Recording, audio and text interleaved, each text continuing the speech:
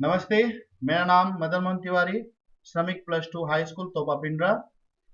आप सभी बच्चों का रामगढ़ जिले के अंतर्गत चलने वाले ई पाठशाला में स्वागत करता हूं। आज से हम लोग 12वीं क्लास के भौतिकी विषय के दूसरे चैप्टर का अध्ययन करना शुरू करेंगे। इसमें सबसे पहले जो आपको जानकारी लेनी है वो है line integral of electric field. Line integral of electric field बोलने से पहले, बतलाने से पहले मैं आपको याद दिला देना चाहता हूं, जब हम लोग फ्लक्स पढ़ रहे थे तो उसमें surface integral of electric field था। तो close surface integral of electric field क्या बताता था? इलेक्ट्रिक फ्लक्स बताता था। यहां पर line integral of electric field वो क्या बताएगा? Negative line integral of electric field work done बताएगा बाय इलेक्ट्रिक फील्ड। ठीक है, इस बात का ध्यान रखिएगा। Negative line integral of electric field represents the work done by the electric field on unit positive charge in moving it from one point to another in the electric field. Electric field में ही अगर एक charge को एक point से दूसरे point तक ले जाते हैं तो जो वर्क डन होगा, या हम बोले जो लाइन इंटीग्रल होगा इलेक्ट्रिक फील्ड का, ठीक है, उसका जो नेगेटिव वैल्यू होगा वही वर्क डन के बराबर होगा। हम लिखना चाहें, अगर हम दो आर्बिट्री पॉइंट लेते हैं ए और बी, तो वर्क डन जो होगा ए से बी तक वो होगा negative line integral electric field का। यहां देखिए, आप दिख रहा होगा आपको, यहां माइनस साइन लगाए हैं ए से बी तक ई डॉट डीएल। यहाँ इंटीग्रेशन इलेक्ट्रिक फील्ड का हो रहा है, डीएल डिस्टेंस के लिए है, इसलिए यहाँ पर वर्ड क्या आया? लाइन। यहाँ इंटीग्रेशन का साइन है तो इंटीग्रल हुआ, लाइन इंटीग्रल ऑफ ई क्या है? Electric field. यहाँ नेगेटिव है तो negative line integral of electric field हमको क्या देता है? वर्क डन देता है। इसी को अगर हम लिख करके देखना चाहें, वैल्यू निकालना चाहें, तो एक कोऑर्डिनेट सिस्टम ले रहे हैं एक्स वाई और जेड, जिसके ओरिजिन पर एक चार्ज मैंने प्लस क्यू लिया हुआ है और दूसरे चार्ज क्यू नॉट को मैं ए से बी तक ले जाना चाहता हूं। ए का पोजीशन वेक्टर आर ए है और बी का पोजीशन वेक्टर आर बी है। जब हम इसको लेके जा रहे हैं, किसी समय पर क्यू नॉट जो है वो यहां पर है, उस समय इसके ऊपर फोर्स जो लग रहा है वो रेडियली आउटवर्ड लग रहा है। क्यों रेडियली आउटवर्ड लग रहा है? क्योंकि ये भी पॉजिटिव है, ये भी पॉजिटिव है, तो इलेक्ट्रिक फील्ड के अलोंग फोर्स लगेगा। अगर हम इसका पोजीशन वेक्टर देखना चाहेंगे इस पॉइंट का, तो हम आर वेक्टर लिख सकते हैं। फोर्स लिखना चाहेंगे तो Q not into electric field होगा। हमको लेके जाना है इसको नेगेट, मतलब विदाउट एक्सलेशन, बिना किसी एक्सलेशन के हमको इस चार्ज को ए से बी तक लेके जाना है। तो फोर्स तो लग रहा है और जो फोर्स लग रहा है उसके कारण उसका एक्सलेशन हो जाएगा। तो हमको इक्वल एंड अपोजिट फोर्स लगाना पड़ेगा। जो ये फोर्स एफ लग रहा है इधर, हमें एक्सटर्नल फोर्स इधर की तरफ लगानी पड़ेगी, सो दैट कि नेट फोर्स क्या हो जाए? जीरो। और जब नेट फोर्स जीरो होगा तब ये यूनिफॉर्म मोशन में विदाउट एक्सलेशन चला जाएगा। ठीक है, इसलिए हमको फोर्स जो लगाना पड़ेगा एक्सटर्नल फोर्स, वो माइनस क्यू नॉट ई लगाना पड़ेगा। तो total work done by the electric field अगर हम देखते हैं ए से बी तक के लिए इलेक्ट्रिक फील्ड में, तो हम इसको लिख सकते हैं ए से बी तक के लिए डी डब्ल्यू का इंटीग्रेशन, जो कि डब्ल्यू ए बी होगा। अभी आपको थोड़ी देर पहले ही बताए हैं negative line integral of electric field intensity E dot D L का नेगेटिव लाइन इंटीग्रल। अब वैल्यू जब पुट करेंगे यहाँ पर इलेक्ट्रिक फील्ड का, तो वो आएगा 1/4 पाई एप्सिलॉन नॉट, ये चार्ज क्यू है, बाय डिस्टेंस आर स्क्वायर होगा इलेक्ट्रिक फील्ड। इसको क्यू नॉट से मल्टीप्लाई करेंगे, फिर उसको इंटीग्रेट करेंगे कहां से कहां तक के लिए? ए से बी ले जा रहे हैं, ए का हो गया पोजीशन वेक्टर आर ए और बी का हो गया आर बी, तो हम कहां से कहां तक ले जा रहे हैं? आर ए से आर बी तक, तो ये वैल्यू आएगा। ठीक है, इसको आप सॉल्व करके देख सकते हैं। इतना हम लोगों ने वर्क डन किया। अब जो वर्क डन का फॉर्मूला आया वो आया Q naught by 4 pi epsilon naught 1 by R B minus 1 by R A. ये इक्वेशन जो है ये रिप्रेजेंट कर रहा है कि एक टेस्ट चार्ज क्यू नॉट को हम ए से बी तक, एक पॉइंट ए से दूसरे पॉइंट बी तक लेके जा रहे हैं इलेक्ट्रिक फील्ड में। किसके इलेक्ट्रिक फील्ड में? प्लस क्यू चार्ज का। मगर ये वर्क डन जो है वो पाथ पे डिपेंड नहीं कर रहा है, रास्ते पे डिपेंड नहीं कर रहा, किस पाथ से हम ले जा रहे हैं, सिर्फ डिपेंड कर रहा है स्टार्टिंग पॉइंट और एंड पॉइंट पर, मतलब इनिशियल एंड फाइनल पोजीशन पे डिपेंड कर रहा है। ये पाथ इंडिपेंडेंट है। आपको याद होगा क्लास 11 में आप पढ़े थे अगर किसी फोर्स के कारण जो वर्क डन होता है वो पाथ पे डिपेंड नहीं करता है, तब उस फोर्स को हम कंजर्वेटिव फोर्स कहते हैं। इसका मतलब इलेक्ट्रोस्टैटिक फोर्स कंजर्वेटिव नेचर का होता है।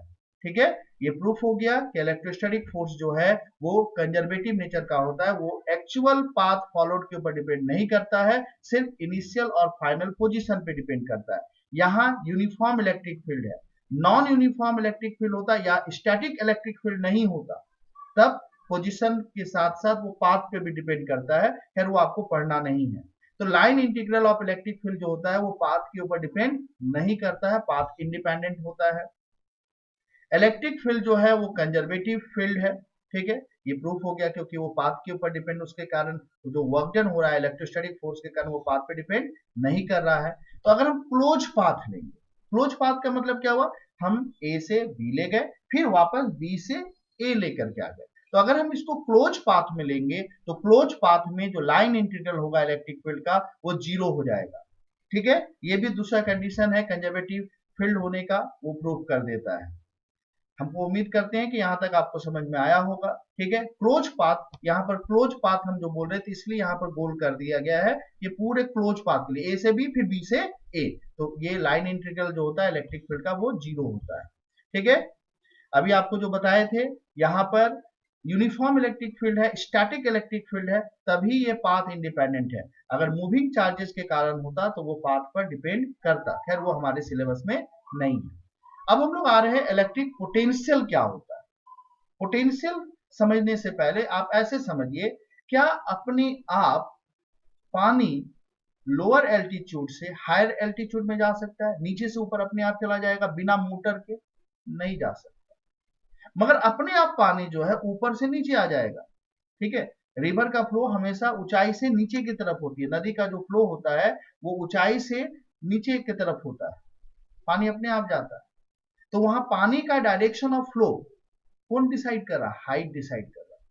सिमिलरली किसी भी बॉडी से हीट जो जाता है दूसरे बॉडी में, वो अमाउंट ऑफ हीट के ऊपर डिपेंड नहीं करता, वो डिपेंड करता है टेम्परेचर पे। Body heat always flow from body at higher temperature to body at lower temperature. ठीक उसी तरह से चार्ज कहां से कहां फ्लो करेगा, चार्ज को अगर हम मूव करने के लिए छोड़ देते हैं तो कहां से कहां जाएगा, तो वो फिजिकल क्वांटिटी जो बताता है direction of flow of charge, उस फिजिकल क्वांटिटी को हम लोग क्या बोलते हैं? इलेक्ट्रिक पोटेंशियल कहते हैं। तो electric potential is a scalar, यहाँ एक वर्ड हम अपने से जोड़ दे रहे हैं, स्केलर। बताएंगे स्केलर क्या क्यों बोल रहे हैं। Scalar physical quantity which determines the flow of charge from one body to another body. Scalar हम इसलिए बता देना चाह रहे हैं क्योंकि अभी तक जो जो आप पढ़ रहे थे, फोर्स पढ़े, ठीक है, आप इलेक्ट्रिक फील्ड पढ़े, वो दोनों वेक्टर क्वांटिटी है। उसके लिए अगर टोटल फोर्स निकालना है, टोटल इलेक्ट्रिक फील्ड निकालना है, we go for vector sum. But electric potential scalar physical quantity, अगर आपके दिमाग में 2-3 बार स्केलर वर्ड आएगा पोटेंशियल के लिए तो अपने आप समझ में आ जाएगा कि यदि हमको टोटल पोटेंशियल निकालना है तो हम लोग एल्जेब्रिक सम करेंगे।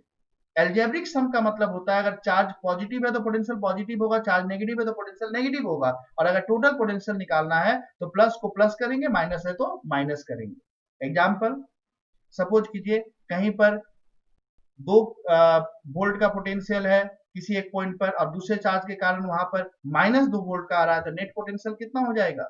0 हो जाएगा। ठीक है, वहां पर नेट इलेक्ट्रिक फील्ड 0 कब होता? जब दोनों का डायरेक्शन अपोजिट होता, दोनों का मैग्नीट्यूड इक्वल होता। यहां पर मैग्नीट्यूड इक्वल है और सिर्फ प्लस माइनस हो जा रहा है, तो अपने आप 0 हो जाएगा, डायरेक्शन से कोई लेना देना नहीं है। ठीक है, तो ये एक फिजिकल क्वांटिटी है जो कि डिटरमाइन करता है degree of electrification of a body, कोई भी बॉडी कितना इलेक्ट्रिफाइड है, कितना उसमें चार्ज है, ये भी हम लोग पता कर सकते हैं पोटेंशियल से। अगर पोटेंशियल ज्यादा है इसका मतलब उस बॉडी में चार्ज भी ज्यादा है। इलेक्ट्रिक पोटेंशियल अब डिफाइन कैसे करेंगे? Electric potential at a point in the electric field due to a source charge is the amount of work done per unit charge in moving a charge from infinity to that point without acceleration। Last में हम जो बोले without acceleration बहुत जरूरी है। आप अगर source charge के इलेक्ट्रिक फील्ड में किसी दूसरे चार्ज को कहां से ला रहे हैं, इन्फिनिटी से लेकर के वहां तक लाएंगे, तो आपको कुछ वर्क करना पड़ेगा। तो जितना आप वर्क करेंगे उस चार्ज को लाने में, कहां से, इंफिनिटी से उस पॉइंट तक, पर यूनिट चार्ज, ठीक है, पर यूनिट चार्ज मतलब डिवाइड कर देंगे उस चार्ज के मैग्नीट्यूड से। तो जितना आप वर्क करेंगे per unit charge without accession लाना है उसको, वो उस पॉइंट का क्या होगा, पोटेंशियल होगा। ठीक है, तो आपको वर्क की बात आई यहाँ पर, तो वर्क हम निकाल चुके थे इससे ठीक पहले, थोड़ी देर पहले बताए हैं हम आपको। तो वर्क का फॉर्मूला निकल गया, Q Q naught by 4 pi epsilon naught 1 by R B minus 1 by R A. अब स्टार्टिंग पॉइंट आर ए मेरा जो था, ठीक है, वो हम लोग ले लेंगे यहाँ पर इंफिनिटी और आरबी को ले लेंगे आर। उससे पहले हम पोटेंशियल का डेफिनेशन पे आते हैं, work done per unit charge था, तो वर्क डन तो हमारा निकल रहा है, यहाँ पर चार्ज में कौन सा लेंगे, क्यू नॉट को हम ला रहे थे, तो W A B by Q naught निकाल के रख लिए। आरबी की जगह हम आर लिख देंगे और आर ए की जगह इंफिनिटी लिख देंगे, तो 1 बाई इंफिनिटी क्या हो जाएगा, 0 हो जाएगा। W A B by Q naught को हम क्या लिखेंगे, पोटेंशियल, सिंबल क्या लिखेंगे, यू लिखेंगे। ठीक है, तो हमारा सॉरी v लिखेंगे, तो v हो गया q by 4 pi epsilon not r। ध्यान रखिएगा ये पॉइंट का पोटेंशियल का फॉर्मूला उसी समय तक वैलिड है जब तक हम जीरो पोटेंशियल कहां पर ले रहे हैं, जीरो पोटेंशियल हम इंफिनिटी में ले रहे हैं। हम जीरो पोटेंशियल का वैल्यू को जीरो कहां मान रहे हैं, इंफिनिटी में मान रहे हैं, तभी तक ये वैलिड है।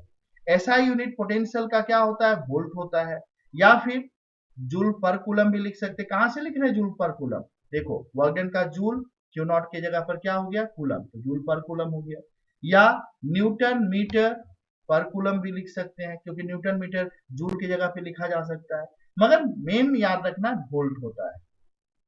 ठीक है, उम्मीद करते हैं आपको यहां तक समझ में आया होगा। धन्यवाद। मैं पुनः कल एक नए वीडियो के साथ आपके समक्ष आऊंगा।